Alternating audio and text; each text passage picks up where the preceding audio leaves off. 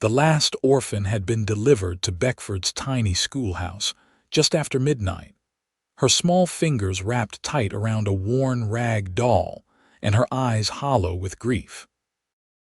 Bella Thorne stood at the door, her 26-year-old frame exhausted but her resolve unwavering as she welcomed the child inside with the others. 6 orphans now slept on makeshift pallets throughout her modest quarters adjacent to the one-room schoolhouse, where she taught 6 children whose parents had succumbed to the outbreak of typhoid fever that had ravaged the mining settlement over the past month. Wyoming Territory, 1878. Beckford had sprung up like many frontier towns hastily built around a silver strike that promised riches but delivered mostly hardship. The town council had hired Bella 2 years prior, fresh from her teacher's college back east, idealistic and eager to bring education to the frontier. Now they were demanding she surrender the orphans to an orphan train headed east or lose her position entirely. "Miss Thorne, your duty is to teach, not to harbor strays," Mayor Wilcott had informed her that morning, his jowls quivering with indignation. "These children will be collected tomorrow and sent to proper institutions or placed with families looking for help on their farms. The council is unanimous." "They've just lost their parents," Bella had protested, keeping her voice level despite the fury building inside her. Sending them away from everything familiar would only deepen their trauma. "The decision is final," Wilcott replied, straightening his waistcoat over his substantial belly. "You are overstepping your position, Miss Thorne. Remember that you serve at the pleasure of this council."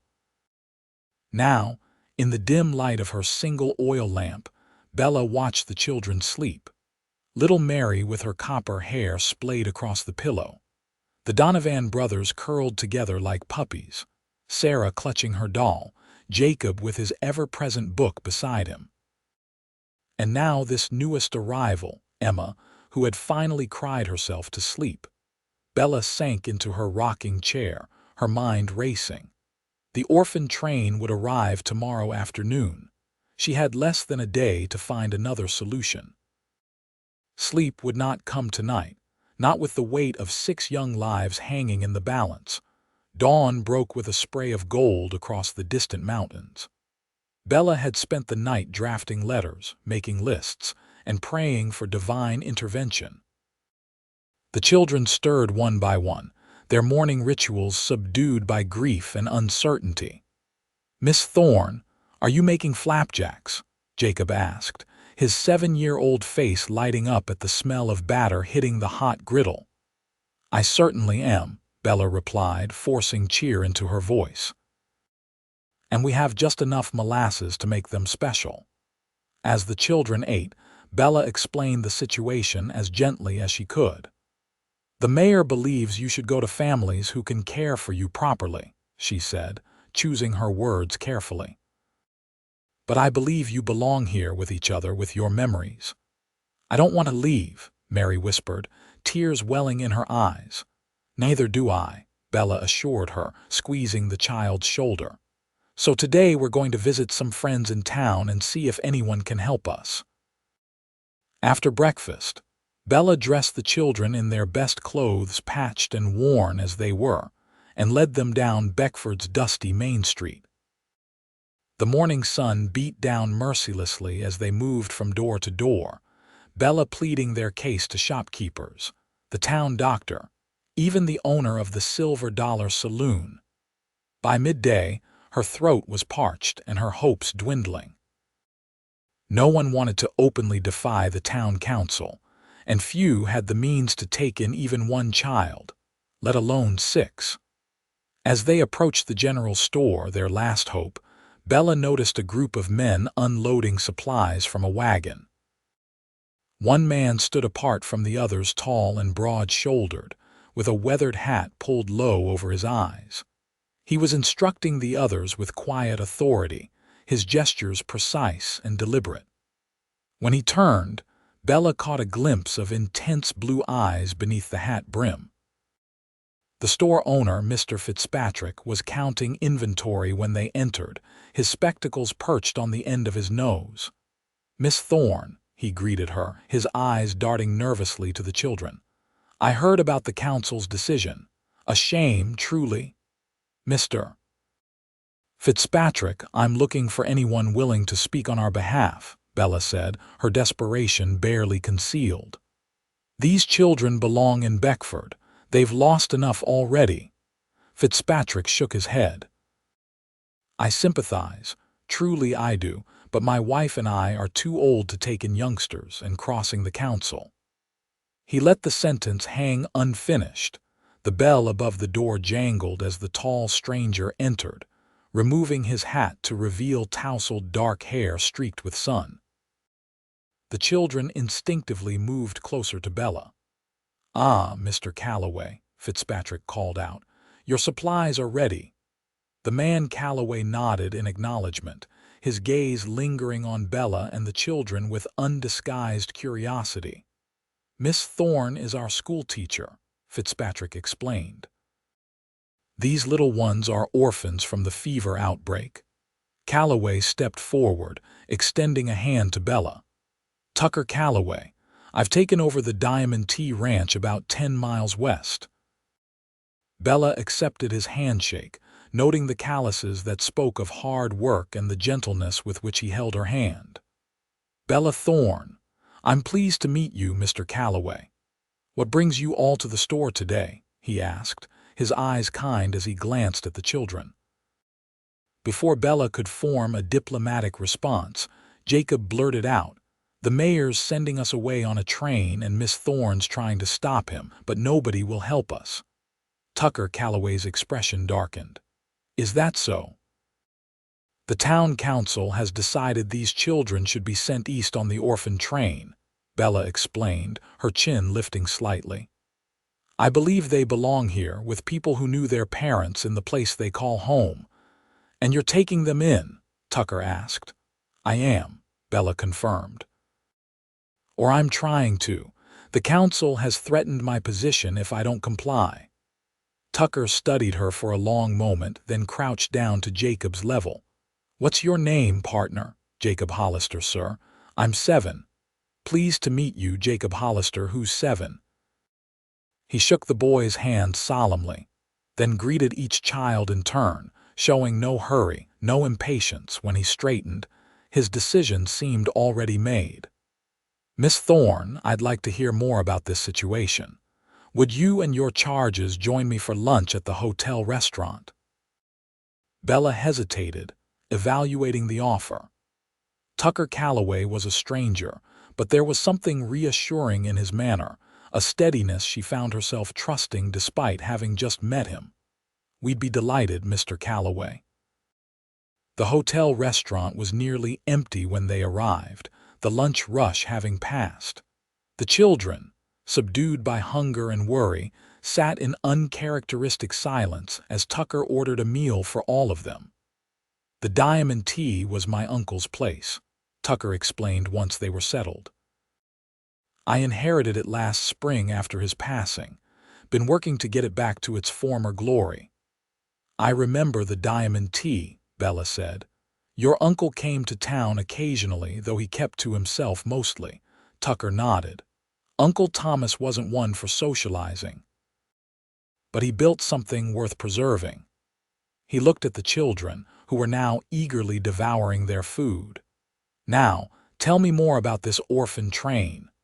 As Bella explained the council's decision and her own determination to keep the children in Beckford, she was struck by Tucker's attentiveness. He asked thoughtful questions, not just of her but of the children as well, drawing them out with genuine interest.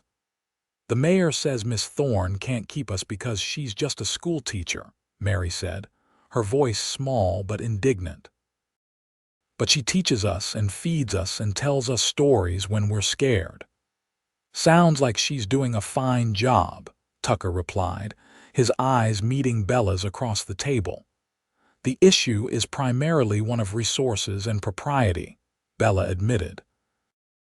"A single woman taking in 6 children raises eyebrows, and my teacher's salary barely covers my own needs, let alone theirs.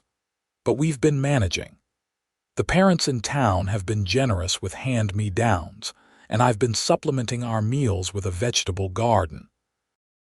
Tucker considered this information, his expression thoughtful. "When is this orphan train due to arrive?" "This afternoon," Bella replied, her stomach clenching at the reminder. "We're running out of time." Tucker's jaw set with determination. "Then we'd better make our case to the council immediately." "You would help us?" Bella asked, unable to hide her surprise. "Miss Thorne, where I come from, we don't turn our backs on children in need." He stood, settling his hat back on his head. "And we certainly don't send them away from the only home they have left." The town hall was a modest building at the end of Main Street, its whitewashed exterior belying the tense atmosphere within. Mayor Wilcott and 3 other council members were reviewing documents when Bella entered with Tucker and the children. "Miss Thorne," Wilcott sighed, setting down his papers. "I believe we were clear about the council's decision." "Mayor Wilcott, gentlemen," Bella began, her voice steadier than she felt. "I'd like to introduce Mr. Tucker Calloway, owner of the Diamond T Ranch." Tucker stepped forward, his presence commanding the room. "Gentlemen, I understand you're planning to send these children east on today's train." "Mr. Calloway," Wilcott acknowledged with a nod, "this is a town matter, but we appreciate your concern." "With all due respect, Mayor, I'm making it my matter," Tucker replied. "These children have already lost their parents. Taking them from the only community they know would be unnecessarily cruel." Councilman Peters, a thin man with perpetually pursed lips, leaned forward. "The schoolteacher's quarters are no place for 6 orphans. It's improper and impractical." "Then perhaps the solution isn't sending them away but providing proper support here," Tucker countered. "And who would provide this support?" Wilcott challenged. "The town's resources are limited." Tucker's gaze never wavered. "I would.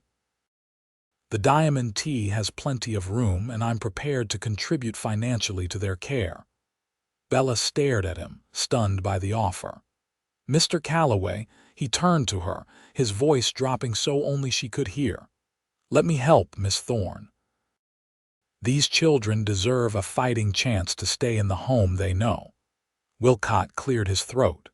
"Even with financial support, the arrangement remains improper. A single woman cannot raise 6 children alone, especially while fulfilling her teaching duties." Tucker's response was immediate and unexpected. "Then she won't be alone." He turned to face Bella fully. "Miss Thorne, I know we've just met, but I admire your courage and your commitment to these children. If you're willing, I propose we raise them together." A gasp rippled through the room. The children looked between Tucker and Bella with wide eyes, hope beginning to dawn on their faces. "Are you suggesting?" Bella began, her heart pounding. "A partnership," Tucker clarified, though something in his eyes suggested he might be open to more in time. "The children could divide their time between your home in town during the school week and the ranch on weekends and holidays. I can provide the financial support and a proper home environment at the Diamond T." Bella's mind raced. It was an unconventional arrangement, but it addressed the council's primary concerns while keeping the children in Beckford. "The impropriety remains," Wilcott objected, though with less conviction.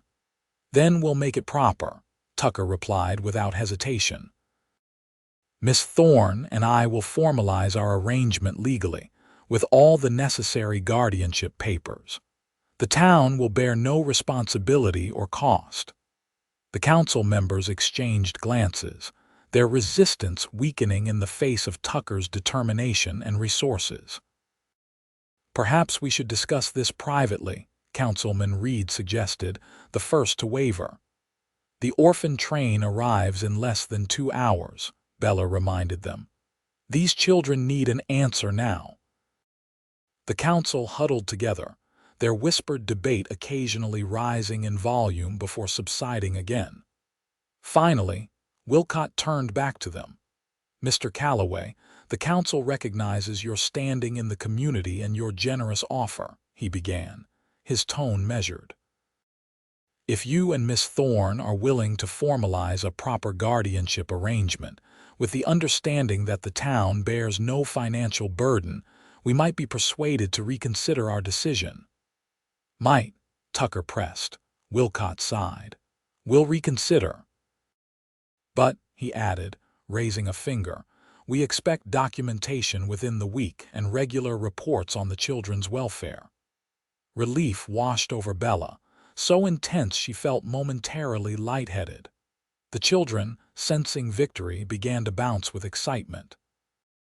"We agree to your terms," she said, her voice thick with emotion. "Thank you, gentlemen." As they left the town hall, the children dashed ahead, their earlier sorrow transformed into jubilation. Bella turned to Tucker, overcome with gratitude and confusion. "Mr. Calloway, I hardly know what to say. Your offer is extraordinarily generous, but we're virtual strangers. Why would you do this?" Tucker's gaze was steady. "Miss Thorne, I've spent the past year rebuilding my uncle's legacy at the Diamond T.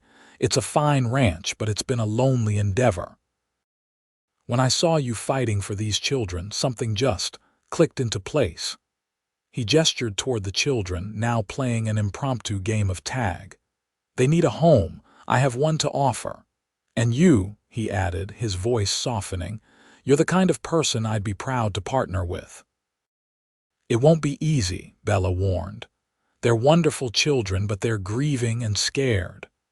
"Most worthwhile things aren't easy," Tucker replied with a half-smile, "but I suspect they're worth it." Bella studied him, this man who had walked into their lives just hours ago and changed everything. His offer seemed almost too good to be true, yet there was an earnestness about him she couldn't dismiss. "Would you like to meet your new home?" Tucker asked the children who had circled back around them. "The Diamond T isn't fancy, but there's plenty of space to run and a creek for swimming in summer." "Do you have horses?" Jacob asked, his eyes wide with excitement. "Several," Tucker confirmed.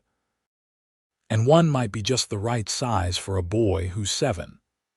As the children peppered Tucker with questions, Bella watched their animated faces and felt something she hadn't expected: hope.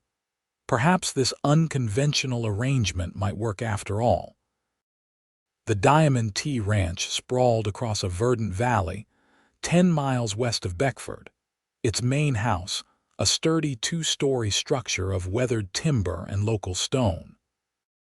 Outbuildings dotted the property: a barn, bunkhouse, smokehouse, and stables, all well maintained, but showing the utilitarian focus of a working ranch. As Tucker's wagon approached, Bella felt a flutter of anxiety. The children, exhausted from the day's emotional roller coaster, had grown quiet, their earlier excitement tempered by the reality of this new arrangement. "Here we are," Tucker announced as they crossed under an arched entry gate bearing the ranch's brand. "Diamond T. Been in my family for nearly 30 years. A man emerged from the barn as they pulled up, his grizzled face breaking into a smile when he spotted Tucker. "'Bout time you got back, boss. Was beginning to think you'd decided to move to town permanent-like." "Not likely, Hank," Tucker replied good-naturedly. "Got some folks I'd like you to meet." As introductions were made, Bella noticed more ranch hands appearing, their curious gazes taking in the unexpected sight of their boss returning with a woman and 6 children. "Miss Thorne is the schoolteacher from Beckford," Tucker explained to his foreman. "These children lost their parents in the fever outbreak. They'll be staying with us, splitting time between here and town." If Hank was surprised by this announcement, he hid it well. "Pleasure to meet you, madam. Kids." He tipped his hat. "We got plenty of room and plenty to eat. Tucker's been rattling around this big house all by himself anyway." The The main house was simply but comfortably furnished, with a spacious kitchen, a formal dining room, and a cozy sitting area with well-worn leather chairs. Upstairs, several bedrooms lined a central hallway. My uncle was prepared for family visits that never came, Tucker explained as he showed them around. Plenty of space for everyone. As the children explored their new surroundings, Bella found herself standing with Tucker on the front porch, watching the sunset paint the distant mountains in shades of gold and purple. "It's beautiful here," she said softly. "It is," Tucker agreed. "Been so busy working the land, I sometimes forget to look up and notice." "Mr. Calloway, Tucker, please." "Tucker," Bella amended. "I'm still trying to understand why you're doing this. Taking in 6 orphans is no small commitment." He was quiet for a moment, his gaze fixed on the horizon. "My parents died when I was 11, he finally said. "Uncle Thomas took me in, raised me as his own. He wasn't a demonstrative man, but he gave me a home when I needed one most." Tucker turned to her, his expression earnest. "I know what it's like to lose everything, to feel adrift. If Uncle Thomas hadn't stepped up, I might have ended up on one of those orphan trains myself." Understanding dawned. "You're paying forward his kindness." "Trying to," Tucker acknowledged. "And you? What made you fight so hard for these children when it would have been easier to let them go?" Bella watched as Mary chased a butterfly across the yard, her laughter floating back to them on the evening breeze. "I came west because I believed I could make a difference. Teaching isn't just about books and arithmetic, it's about shaping lives, providing stability." She smiled ruefully. "Perhaps I'm naive, but I couldn't bear the thought of them being separated, sent to live with strangers who might see them as nothing more than free labor." "Not naive," Tucker corrected. "Principled, compassionate." His eyes held hers. "Remarkable." The warmth in his gaze sent a flutter through Bella's chest, unfamiliar but not unwelcome. She looked away, suddenly self-conscious.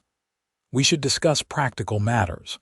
The council expects documentation, and we need to establish a routine for the children." Tucker nodded, accepting her retreat to safer ground.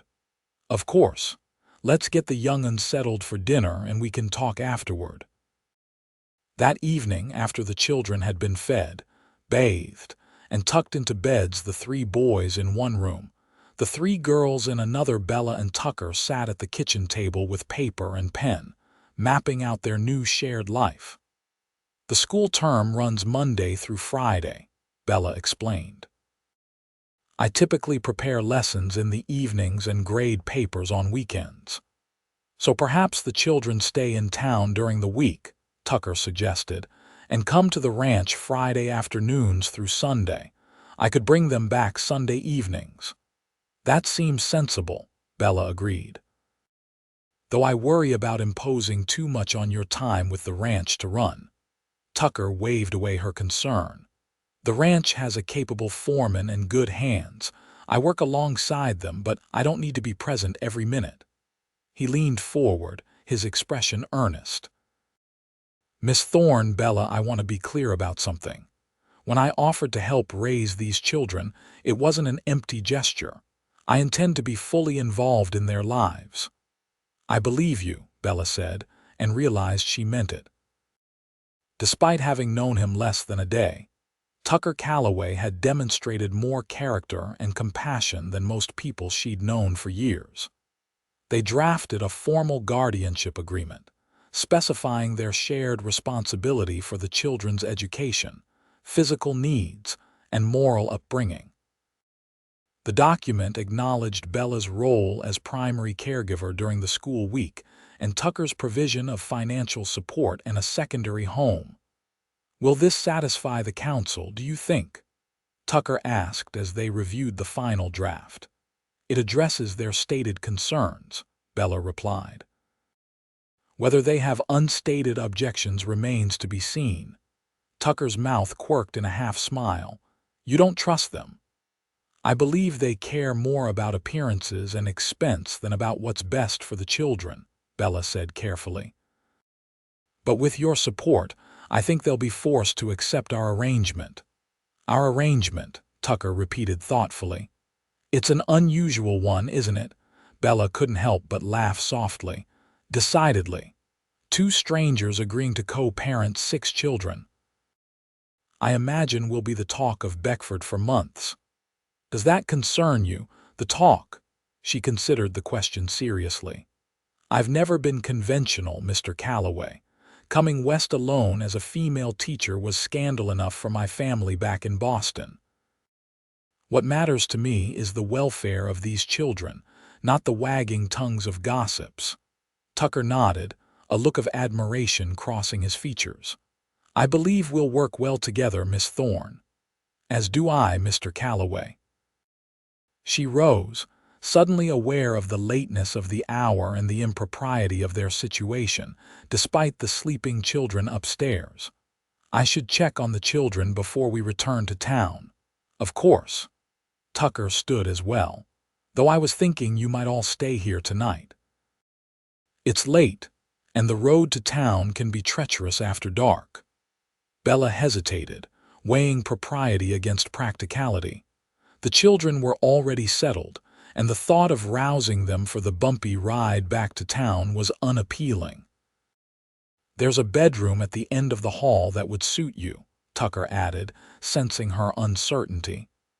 I give you my word as a gentleman that your reputation will remain intact. His earnest expression convinced her. Thank you. I think that would be best for the children. Later, as Bella lay in the unfamiliar bed listening to the night sounds of the ranch, so different from the town's nocturnal rhythms, she reflected on the extraordinary turn her life had taken in a single day. From desperation to hope, from isolation to partnership. Tucker Calloway was still largely unknown to her, yet she had agreed to raise 6 children with him. What am I doing? She whispered to the darkness. But despite the question, she felt an unexpected peace.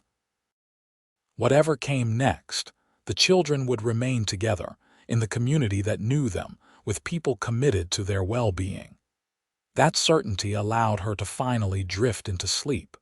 The following weeks established a rhythm to their unconventional arrangement. Weekdays were spent in town, with Bella balancing her teaching duties and caring for the children. Friday afternoons brought Tucker's wagon to collect them all for the weekend at the Diamond T, where the children quickly adapted to ranch life. Jacob and the Donovan brothers, Tom and Peter, became Tucker's shadows, eagerly learning about horses, cattle, and the daily operations of the ranch. Mary, Sarah, and Emma divided their time between helping Bella with household tasks and exploring the natural wonders of the property. The town council, though initially skeptical, could find no fault with the arrangement once the formal guardianship papers were filed. The children were well fed, properly clothed, and continuing their education. Mayor Wilcott had no choice but to grudgingly approve. As summer approached and the school term ended, Bella and the children moved to the ranch full-time. The transition was smoother than she had anticipated, aided by Tucker's thoughtful preparations. He had expanded the garden, added a row of shelves in the sitting room for Bella's books, and even constructed a small schoolroom in one of the unused bedrooms where she could continue the children's education through the summer months.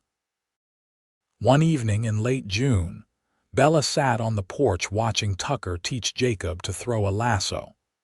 The boy's face was a study in concentration as he attempted to mimic Tucker's fluid movements, his tongue caught between his teeth.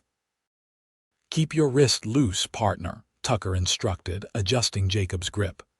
"That's it. Now give it a whirl." The small loop of rope flew through the air, falling short of its target but drawing an encouraging nod from Tucker. "Better. You're getting the hang of it." Bella smiled at their interaction, struck by how naturally Tucker had adapted to his role as a father figure. He was patient but firm, affectionate without being indulgent, and unerringly fair in his treatment of all 6 children. "Miss Bella," Mary called, running from the garden with a basket of fresh vegetables. "Look what I picked for dinner. These are beautiful, Mary," Bella praised, examining the bounty. "Your garden work is paying off." "Mr. Tucker says I have a green thumb," the girl said proudly. "What does that mean?" "It means you have a special talent for growing things," Bella explained. "Not everyone does." Mary beamed at the compliment. "I'm going to show Hank. He said he'd never tasted sweeter carrots than mine." As the girl skipped away, Tucker approached the porch, leaving Jacob to practice with the lasso under the watchful eye of one of the ranch hands. "That child could grow roses in a desert," he remarked, settling into the chair beside Bella. "Got a natural feel for it." "They're all finding their strengths," Bella observed. "Peter's developing quite an aptitude for mathematics, and Sarah's reading has improved tremendously." Tucker nodded, a look of pride crossing his features. "They're good kids, resilient." "Thanks in no small part to you," Bella said softly. "Your stability and kindness have made all the difference." Tucker studied her for a moment, his expression thoughtful. "We make a good team, you and I." "We do," Bella agreed, feeling a now familiar flutter in her chest at his gaze. Over the weeks, her admiration for Tucker had deepened into something more complex, something she was hesitant to name. Their partnership had evolved from a practical arrangement into a genuine friendship, marked by mutual respect and an ease that belied their short acquaintance. "I've been meaning to ask you," Tucker said, breaking into her thoughts. "The Independence Day celebration is coming up in town. Would you all of you like to attend as my guests? There's to be a picnic and fireworks." "The children would love that," Bella replied. "They've been talking about little else for days." "And you?" Tucker's voice dropped slightly. "Would you enjoy it?" The question seemed to carry more weight than its simple words suggested. Bella met his gaze steadily. "Very much. It's kind of you to include us." "Bella," Tucker began, then hesitated, uncharacteristically uncertain. "I don't mean to presume, but I hope you know that my invitation isn't merely kindness. Your company, specifically yours, would make the day special for me." The directness of his statement caught her off guard, though perhaps it shouldn't have. Tucker had never been one to dissemble or speak in riddles. Before she could respond, the dinner bell rang, calling everyone to the evening meal. The moment passed, but Tucker's words lingered in Bella's mind throughout the evening, warming her like a banked fire.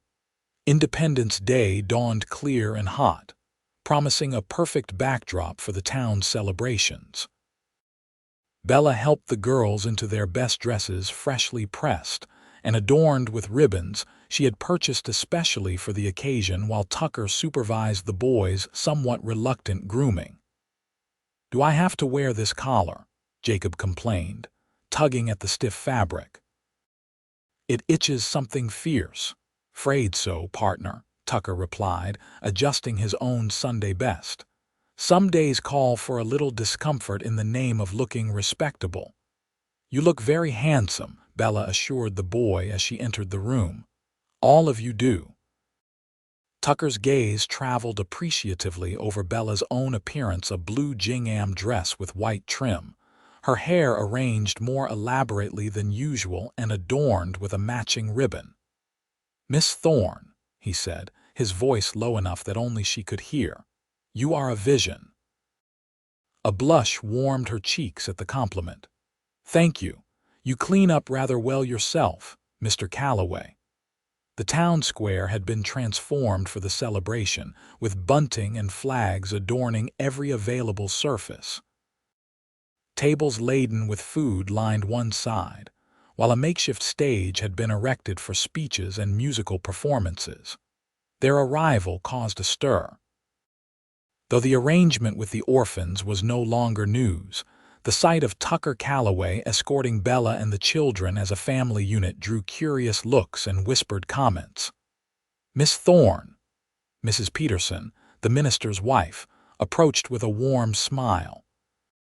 "How wonderful to see you and the children, and Mr. Calloway, of course." Mrs. Peterson, Bella greeted her. "The decorations are lovely. The committee has outdone itself." "We do try," the older woman preened slightly. "And how is your arrangement working out? The children look well." "They are thriving," Bella replied simply. "Mr. Calloway has been everything we could hope for." Mrs. Peterson's gaze darted between them, clearly curious about the nature of their relationship but too well-bred to ask directly. "How fortunate. Well, do enjoy the festivities. The children's games will begin shortly by the oak tree." As she moved away, Tucker leaned close to Bella. "I believe we're the subject of considerable speculation." "Undoubtedly," Bella agreed with a small smile. "A single man and woman raising 6 children together while maintaining separate residences. We're practically scandalous." Tucker's expression grew serious. "Does it bother you, the talk?" "Not for myself," Bella replied honestly, "but I worry sometimes about the children. They've been through enough without being the subject of gossip." "They seem resilient to it," Tucker observed, watching as the 6 orphans were warmly greeted by their schoolmates. "Children often adapt more readily than adults give them credit for." The day unfolded in a whirl of activities, sack races and pie-eating contests, patriotic speeches and spirited renditions of national songs. The children participated enthusiastically, their faces flushed with excitement and sticky with candy. As twilight approached, families began spreading blankets on the grassy area at the edge of town where the fireworks would be visible. Tucker secured a prime spot beneath a spreading oak, laying out the quilt they had brought from the ranch. "Best seat in the house," he declared, helping Bella settle the increasingly tired children. Emma, the youngest at 5, crawled into Bella's lap without ceremony, her thumb finding its way to her mouth despite previous attempts to break the habit. Bella didn't have the heart to correct her tonight, simply stroking the child's hair as she nestled closer. "They've had a wonderful day," she said softly to Tucker, who sat beside her with Jacob leaning drowsily against his side. "Thank you for suggesting it." "My pleasure," Tucker replied, his voice equally low. "Though I confess to selfish motives. I've enjoyed having all of you with me today, away from the ranch work and school duties, just being together." The simple sincerity of his words touched something deep within Bella. This man who had entered their lives so unexpectedly had become essential to them in ways she was only beginning to fully comprehend. "I've enjoyed it too," she admitted, "more than I can express." The first firework exploded overhead, drawing gasps of delight from the children and momentarily illuminating Tucker's face. In that brief flash of light, Bella caught an expression in his eyes that made her breath catch tenderness. Yes, but something more profound, something that mirrored the feelings she had been carefully guarding in her own heart. The display continued, each burst of color reflecting in the upturned faces of the children. Even Emma roused from her near slumber to watch, pointing wordlessly at particularly spectacular explosions. When the final volley faded from the sky, leaving only smoke and echoing booms, a collective sigh rose from the gathered townspeople. The magic of the moment lingered as families began gathering their belongings and sleepy children. "I think our crew is about done in," Tucker observed, nodding toward Tom and Peter who were fighting to keep their eyes open. "Indeed," Bella agreed. "Back to the ranch," Tucker hesitated. "Actually, I thought we might stay in town tonight. The hotel has rooms reserved for families attending the celebration, and the ride back would be long and dark." The suggestion was practical, But Bella detected something more in Tucker's manner, a nervousness unusual for his typically confident demeanor. "That seems sensible," she agreed. "The children are exhausted." They gathered their things and the drowsy children, making their way to the hotel where, true to Tucker's word, rooms had been set aside. He secured 2 adjacent chambers, one for Bella and the girls, one for himself and the boys. Once the children were settled, Bella found herself restless despite her own fatigue. She stood by the window, watching the last stragglers making their way home from the celebration, the streets now lit only by gas lamps and the occasional lantern. A soft knock at the door pulled her from her reverie. She opened it to find Tucker standing in the hallway, his hat in his hands. "I apologize for the lateness," he said quietly, "but I wondered if you might join me for a brief walk. The night is pleasant and there's something I'd like to discuss." Curiosity overcame propriety. "Let me check that the girls are sleeping soundly." All 3 were deeply asleep, Emma still clutching the small wooden horse Tucker had carved for her. Satisfied they wouldn't wake, Bella slipped into the hallway, closing the door softly behind her. They walked in companionable silence through the quiet town, eventually finding themselves at the small park that adjoined the church. Tucker guided her to a bench beneath a spreading maple tree, its leaves rustling gently in the night breeze. "Bella," he began once they were seated, "I've been wanting to speak with you about something important." The seriousness in his tone made her heart quicken. "Yes." "These past weeks watching you with the children, working together, building this unusual family of ours have been the happiest of my life." He turned slightly to face her, his expression earnest in the moonlight. "I came back to Wyoming to honor my uncle's legacy, to rebuild the ranch he loved. I never expected to find something far more precious." "Tucker," Bella whispered, her voice catching on his name. "Let me finish," he said gently. "I know our arrangement began as a practical solution to a pressing problem, but for me it has become so much more." He took her hand, his touch warm and steady. "I care for you, Bella, deeply. Not just as the mother figure to our children, but as the remarkable woman you are." The declaration, though not entirely unexpected given the growing closeness between them, still sent a tremor through Bella. Her feelings for Tucker had developed gradually but powerfully, transforming from gratitude to admiration to something far more profound. "I care for you too," she admitted, her voice soft but steady. "More than I thought possible in such a short time."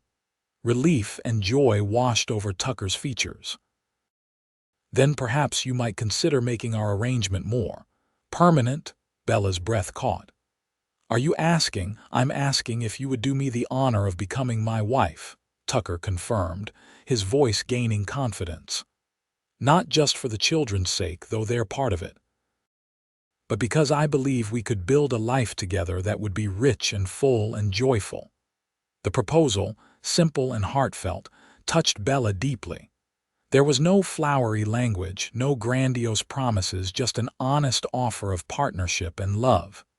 "Yes," she answered without hesitation. "Yes, I will marry you, Tucker Calloway." His smile in that moment was brighter than any of the evening's fireworks. He lifted her hand to his lips, pressing a gentle kiss to her knuckles. "You've made me the happiest man in Wyoming territory, Bella Thorne. And you've given me a family I never dreamed of having," she replied, emotion thickening her voice. "Not just the children, but you, a partner I can respect and trust."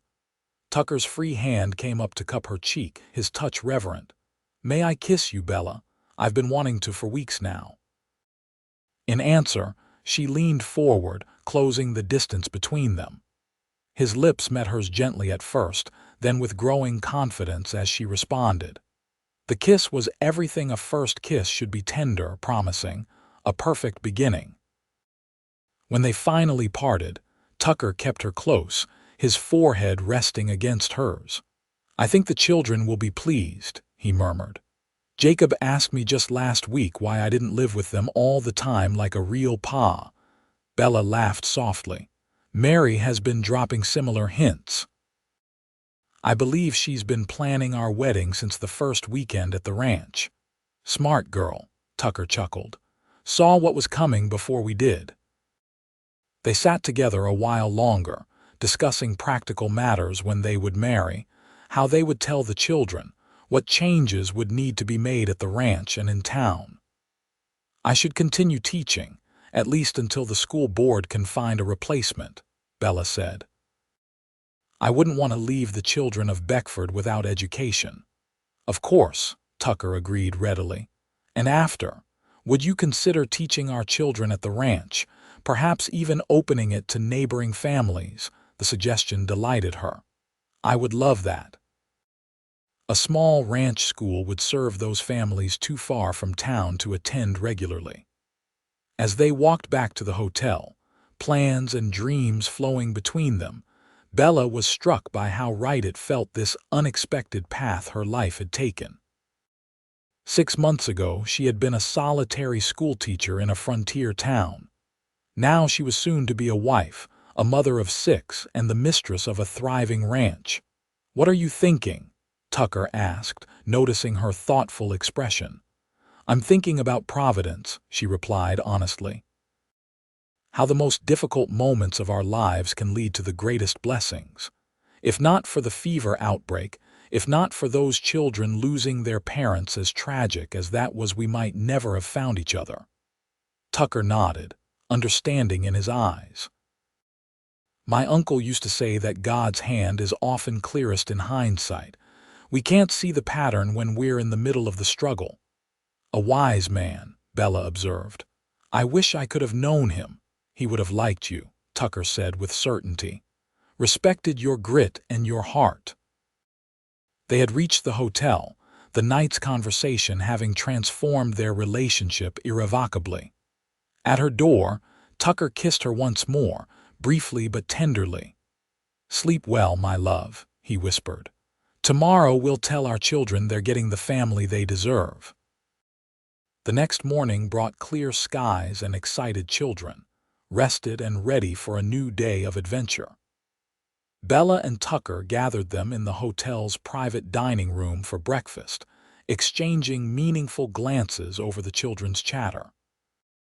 We have something important to tell you, Tucker announced once the meal was nearly finished. 6 young faces turned to him expectantly. Miss Thorne and I have been talking, and we've made a decision that affects all of us. Are we moving again? Peter asked, anxiety creeping into his voice. No, nothing like that, Bella assured him quickly. The ranch is your home now, that won't change. But something will change, Tucker continued. Miss Thorne and I care about each other very much, and we care about all of you. We want to make our family official. Mary's eyes widened. Are you getting married? Tucker's smile was bright. Yes, we are. Miss Thorne has agreed to become my wife. A moment of stunned silence was followed by an eruption of cheers and questions. Emma threw herself into Bella's lap while Jacob pumped Tucker's hand with grave importance, declaring, Good choice, sir. Does this mean you'll be our ma and pa for real? Tom asked, his normally boisterous voice subdued by emotion. Bella's heart ached at the vulnerability in his question. If you'd like us to be, yes. We want to adopt all of you legally, to be your parents in every way that matters. Will we have to call you something different? Sarah wondered, twisting a lock of hair around her finger. You can call us whatever feels right to you, Tucker replied gently. Ma and Pa, mother and father, or you can keep calling us Miss Thorne and Mr. Calloway for now. There's no rush to decide. The children digested this information, their expressions ranging from excitement to thoughtful consideration. When will you get married? Mary asked practically. Soon, Bella told her. Perhaps in a month or 2 once we've made the necessary arrangements. Will there be cake? Peter wanted to know, priorities firmly in order. Tucker laughed. the biggest cake Beckford has ever seen. The celebration continued through breakfast and beyond, the children's enthusiasm infectious. By the time they loaded into Tucker's wagon for the journey back to the ranch, plans for the wedding were already taking shape, fueled by the children's imaginative suggestions.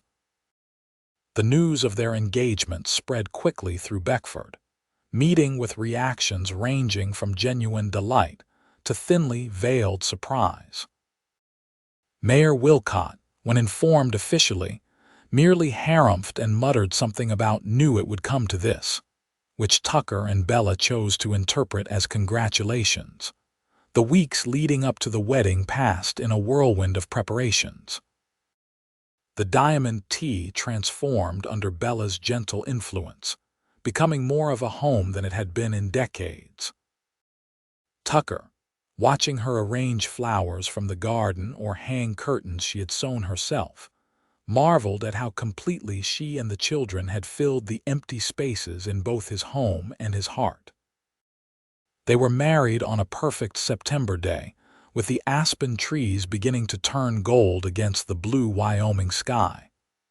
The ceremony took place at the ranch, with Reverend Peterson officiating and the children playing important roles. Jacob proudly carried the rings, Mary and Sarah scattered wildflower petals, and Tom, Peter, and Emma stood solemnly as attendants. Bella wore a gown of ivory silk, ordered from Denver and arriving just days before the wedding. As she walked toward Tucker, flanked by their children, she felt a certainty that transcended the usual bridal nerves. This man, this family they had created together, was exactly where she belonged. Tucker, watching her approach, felt a similar certainty. The schoolteacher who had fought so fiercely for 6 orphan children had become the center of his world, her courage and compassion daily reminders of how fortunate he was. "Dearly beloved," Reverend Peterson began, his voice carrying across the assembled guests, ranch hands, townspeople, and neighboring families who had come to witness the union. The vows they exchanged were traditional but heartfelt, each word invested with the weight of their shared journey and future promises. When Tucker slipped the gold band onto Bella's finger, his hands were steady, his gaze unwavering. "I now pronounce you husband and wife," the Reverend declared. "What God has joined together, let no man put asunder." Tucker's kiss was gentle but thorough, drawing good-natured cheers from the ranch hands and delighted giggles from the children. The celebration that followed was joyous and unpretentious, tables laden with food prepared by neighboring ranchers' wives, music provided by local musicians, and dancing that continued well into the evening. The children moved freely among the guests, accepting congratulations and treats with equal enthusiasm. As twilight softened the landscape, Tucker found Bella watching the dancers from the edge of the gathering, a contented smile on her face. "Mrs. Calloway," he said, offering his hand. "May I have this dance?" "You may, Mr. Calloway," she replied, placing her hand in his. "Always." He led her to the center of the makeshift dance floor, drawing her close as the musicians began a waltz. "Happy," he murmured against her temple. "Completely," she assured him, leaning into his embrace. "And you, more than I ever imagined possible." His arm tightened around her waist. "Thank you for saying yes to the children, to me, to this life we're building." "Thank you for asking," she countered softly. "For seeing what those children needed when no one else would. For being the kind of man who says let's raise them together to a woman he's just met." Tucker chuckled. "Best impulsive decision I ever made." As they danced, Bella caught glimpses of their children, Emma dozing in Hank's lap, the boys playing a game with some of the ranch hands' children, Mary and Sarah twirling each other in imitation of the adult dancers. "They're thriving," she observed. "All of them." "They are," Tucker agreed, following her gaze. and they'll continue to with you as their mother. The evening wound down gradually, guests departing with final congratulations and the children eventually succumbing to exhaustion. The ranch hands tactfully withdrew to the bunkhouse, leaving the main house to the newlyweds and their sleeping brood. Tucker found Bella in the kitchen, tidying the last of the wedding feast. "Leave that for tomorrow," he suggested, taking the dish from her hands and setting it aside. "I believe we have more important matters to attend to." A blush colored her cheeks, but her eyes met his steadily. "Indeed we do, husband." He drew her into his arms, savoring the freedom to hold her as he'd longed to for months. "I love you, Bella Calloway, more than I have words to express." "Show me," she whispered, her arms encircling his neck. "We have the rest of our lives for words." The years that followed brought changes to the Diamond T, a new wing added to accommodate the growing family. A small schoolhouse built halfway between the ranch and town to serve neighboring children as well as their own. And eventually, the patter of tiny feet as Bella and Tucker welcomed 2 more children into their family. The orphans who had brought them together grew tall and strong under their care. Jacob, true to his early interest, became Tucker's right hand in running the ranch. Mary's green thumb blossomed into a thriving business supplying seedlings and produce to the expanding town. The others found their paths to Tom as a skilled blacksmith, Peter discovering an aptitude for numbers that led him to banking, Sarah developing her mother's love of teaching, and Emma showing artistic talent that eventually took her to study in Denver. Through it all, the love that had begun in crisis deepened and matured, weathering the inevitable storms of life on the frontier with the same strength and determination that had characterized their beginning. On their 10th wedding anniversary, with their expanded family gathered around them and the Diamond T prospering, Tucker and Bella stood on the same porch where they had first begun to acknowledge their feelings for each other. "You ever think about how it all began?" Bella asked, leaning against her husband's solid frame. "How close we came to losing those children to the orphan train." "Often," Tucker admitted, his arm secure around her waist. "I thank God every day for your stubbornness and my good timing." Bella laughed softly. "Providence, remember." Though I prefer to think of it as divine intervention. From inside came the sounds of their family children's laughter, the clatter of dishes being set for the anniversary dinner, music from the piano Tucker had surprised Bella with on their 5th anniversary. "We've been blessed," Tucker said simply. "Yes," Bella agreed, turning in his arms to face him. "And the greatest blessing was that day you walked into Fitzpatrick's store and said those 7 words that changed everything." "Then let's raise them together," Tucker quoted, smiling at the memory. "Best offer I ever made." "Best offer I ever accepted," Bella countered, rising on tiptoe to kiss him.